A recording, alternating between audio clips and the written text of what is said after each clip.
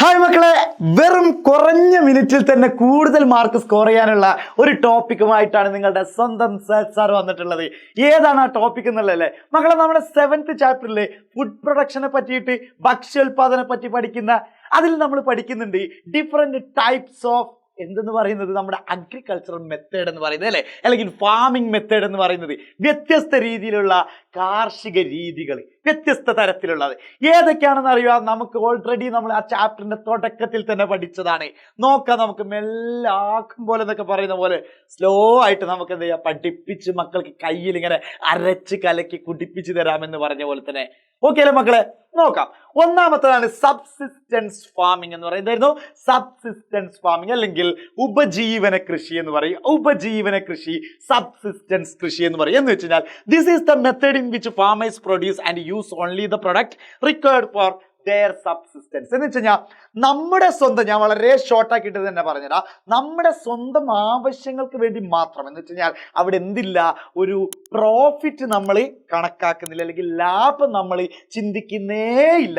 പിന്നെ നമ്മൾ എന്താണ് ചിന്തിക്കുന്നത്, നമ്മളുടെ തീറ്റിപ്പോറ്റ് അല്ലെങ്കിൽ നമ്മുടെ വയറെന്താവണം, സെറ്റ് ആവണം. അതിനു വേണ്ടി മാത്രം വെച്ചാൽ നമ്മളുടെയും നമ്മുടെ വീട്ടുകാരുടെയും മുന്നോട്ട് അല്ലെങ്കിൽ ഭക്ഷണം കാര്യങ്ങളൊക്കെ മുന്നോട്ട് പോവാം. ആ ഒരു ചെയ്യുന്ന രീതിയെ വിളിക്കുന്ന പേര്, അല്ലെങ്കിൽ അങ്ങനെ ചെയ്യുന്ന ഫാമിംഗ് മെത്തേഡിനെ വിളിക്കുന്ന പേരാണ് എന്തെന്ന് പറയുന്നത്, നമ്മുടെ സബ്സിസ്റ്റൻസ് അഗ്രികൾച്ചർ അല്ലെങ്കിൽ ഫാമിംഗ് അല്ലെങ്കിൽ ഉപജീവന കൃഷി എന്ന് പറയുന്നത്. ഓക്കെ അല്ലേ? ക്ലിയർ ആണല്ലോ ഉപജീവന കൃഷി. ഇനി അടുത്തതാണ് മിക്സ്ഡ് ഫാമിംഗ്. എന്താണ് മിക്സ്ഡ് ഫാമിംഗ് എന്ന് പറയും? മിക്സ്ഡ് ഫാമിംഗ് എന്ന് പറയുന്നത് രണ്ട് ഫാമിംഗ് മിക്സ് ചെയ്യുന്നത്. അതെന്ത് ഫാമിംഗ്? രണ്ട് ഫാമിംഗ് മിക്സിങ്. കണ്ടോളൂ, mixing farming is the simultaneous cultivation of more than one crop in given plot of land. ഒരു പ്ലോട്ടിൽ തന്നെ ഒന്നിൽ കൂടുതൽ ക്രോപ്പ് അല്ലെങ്കിൽ വിളകൾ കൃഷി ചെയ്യുന്നതിനെയാണ് എന്തെന്ന് പറയുന്നത്, മിക്സ്ഡ് ഫാമിംഗ് എന്ന് പറയുന്നത്. അതുപോലെ തന്നെ along with this life stock rearing, poultry farming, fish farming, ഇതൊക്കെ പെരും. എന്തൊക്കെ പെടും ഇതില്? നമ്മുടെ കോഴി വളർത്തലില്ലേ, ആടിനെ വളർത്തുന്നില്ലേ, ഈ കാര്യങ്ങളൊക്കെ തന്നെയാണ് പറയുന്നത്. പിന്നെ അതുപോലെ തന്നെ ലൈഫ് സ്റ്റോക്ക് റിയറിംഗ്, ഇതൊക്കെ ഇതിൽ പെടുക.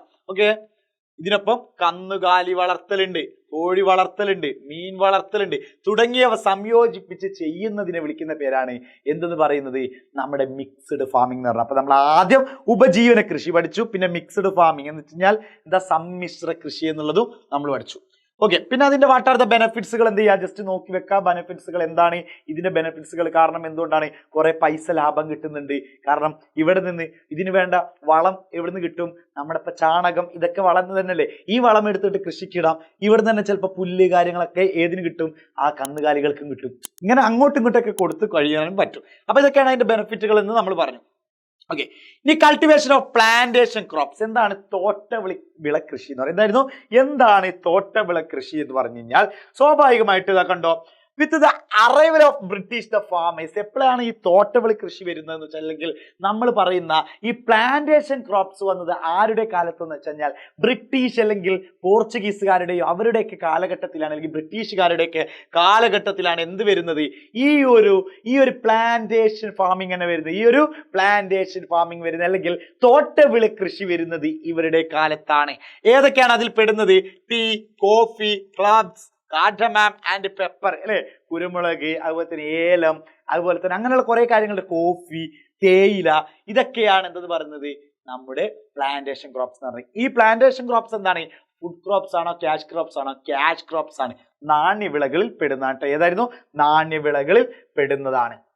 ഓക്കെ അല്ലേ? അപ്പൊ ആ ഭാഗം എന്ത് ചെയ്തിട്ടുണ്ട്, ക്ലിയർ ആയിട്ടുണ്ട്. ഇതാണ് നമ്മുടെ ഇതെന്ന് പറയുന്നത്. പിന്നെ അതുപോലെ തന്നെ കൊമേഴ്ഷ്യൽ ക്രോപ്സ്. കൊമേഴ്ഷ്യൽ ക്രോപ്സ് എന്ന് പറഞ്ഞു കഴിഞ്ഞാൽ ഈ ഒരു സംഭവം തന്നെയാണ്. എന്താണ് കൊമേഴ്ഷ്യൽ ക്രോപ്സ് അല്ലെങ്കിൽ വാണിജ്യ വിള എന്ന് ഉദ്ദേശിക്കുന്നത്, അല്ലെങ്കിൽ എന്താണ് കൊമേഴ്ഷ്യൽ ക്രോപ്പ് എന്ന് പറഞ്ഞാൽ, മക്കളെ നമ്മൾ പറഞ്ഞു ഫുഡ് ക്രോപ്സ് കൾട്ടിവേഷൻ ചെയ്താലാണോ, അല്ലെങ്കിൽ ഭക്ഷ്യവിള, നമ്മളിപ്പോ അരി കാര്യങ്ങളൊക്കെ അല്ലേ, ഇതിനേക്കാളും പൈസ കിട്ടുന്നതാണ് ഏതെന്ന് പറയുന്നത്, ക്യാഷ് ക്രോപ്സ്, നാണ്യവിളകൾ എന്ന് പറയുന്നത്. അപ്പൊ ഫുഡ് ക്രോപ്സിന് പകരം നമ്മുടെ ക്യാഷ് ക്രോപ്സ് കൾട്ടിവേറ്റ് ചെയ്യുന്നതാണ്, അല്ലെങ്കിൽ ഭക്ഷ്യവിളകൾക്ക് പകരം നാണ്യവിളകൾ കൃഷി ചെയ്യും. കാരണം ഇത് ബ്രിട്ടീഷുകാർക്ക് ഏറ്റവും കൂടുതൽ പൈസ കിട്ടൽ ഏതിൽ നിന്നാണ്?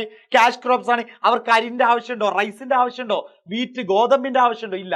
അവർക്ക് ആവശ്യം എന്താണ്? കോട്ടൺ, പരുത്തി, അതുപോലെ തന്നെ ഷുഗർ കെയിൻ, പഞ്ചസാര ഉണ്ടാക്കണ്ടേ അത്, പിന്നെ അതുപോലെ തന്നെ നമ്മൾ പറഞ്ഞ കോഫി, ടീ, ഇതൊക്കെയായിരുന്നു എന്തെന്ന് പറയുന്നത്, ക്യാഷ് ക്രോപ്സ് എന്ന് പറയും. അപ്പൊ അത് കൾട്ടിവേഷൻ ചെയ്യുന്നതാണ് ഇതെന്ന് പറഞ്ഞത് വാണിജ്യ വിള കൃഷി എന്ന് പറയുന്നത്. ഓക്കെ അല്ലേ? അപ്പൊ ഇത്രയുമാണ് നമ്മളെ ഏറ്റവും ഇമ്പോർട്ടന്റ് ആയിട്ടുള്ള ടോപ്പിക്. അപ്പൊ മക്കളെ എങ്ങനെയുണ്ട് ക്രിസ്മസ് എക്സാം?